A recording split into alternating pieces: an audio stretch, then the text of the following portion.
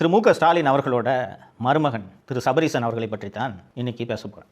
திரு சபரீசன் அவர்கள் ஒரு சாதாரண ஐடி கம்பெனியில் சாஃப்ட்வேர் இன்ஜினியராக இருக்கார். இவ்வளோதான் அவரோட பேக்ரவுண்டு. நெல்லை மாவட்டத்தை சேர்ந்தவர், முதலியார் சமூகத்தை சேர்ந்தவர், ஒரு நடுத்தர குடும்பம். அவருடைய சொத்து என்றால் ஒரு ஃப்ளாட்டு, ஒரு அப்பார்ட்மெண்ட்டு, இவ்வளோதான். நெல்லை மாவட்டத்தை சேர்ந்தவர். ஐடி கம்பெனியில் வேலை செய்கிறவங்க என்ன சம்பாதிச்சிட்டு போகிறாங்க? ஒரு கவசாக்கி பைக் வச்சுருப்பார். மொத்தமே அவரோட சொத்து இவ்வளோதான்.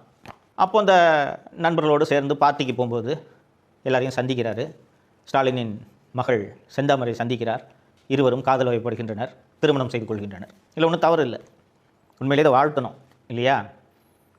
ஸ்டாலின் குடும்பம், கருணாநிதி குடும்பம் பெரிய குடும்பம். அவ்வளோ பெரிய குடும்பத்தில் இருக்கிறவங்க. அவர்கள் வேறு, சமூகம் வேறு. ஒரு சாதாரண ஐடி கம்பெனி எம்ப்ளாயியாக இருக்கக்கூடிய ஒரு பையனை நம்ம பொண்ணு லவ் பண்ணுதுன்னு சொல்லிவிட்டு அதெல்லாம் பண்ணக்கூடாது, வேணாங்கன்னெல்லாம் சொல்லாமல் கட்டி வச்சிடறாங்க. நல்ல விஷயம். தோழர்களே, நான் வெளிப்படையாகவே உங்கள்கிட்ட உண்மையை சொல்லிடுறேன். 2021 தேர்தலில் திமுக ஆட்சிக்கு வர வேண்டும் என்று நினைத்தவர்களில் நானும் ஒருவன். அதிமுக ஆட்சியை பற்றி கடுமையான விமர்சனங்களை செய்திருக்கிறேன். நிறைய பேருக்கு தெரியும் உங்களில். அந்த 2021 சட்டப்பேரவை தேர்தலுக்கு முன்பாக பல முறை நான் சபரீசனை சந்தித்திருக்கிறேன். நல்ல மனுஷன், பேசுறதுக்கு பழகிறதுக்குலாம் நல்ல மனுஷன். இந்த 5 ஆண்டுகளில் சபரீசன் சம்பாதித்தது மட்டும் 50,000 கோடியை தாண்டும் என்று புள்ளி விவரங்கள் கூறுகின்றன, தகவல்கள் கூறுகின்றன.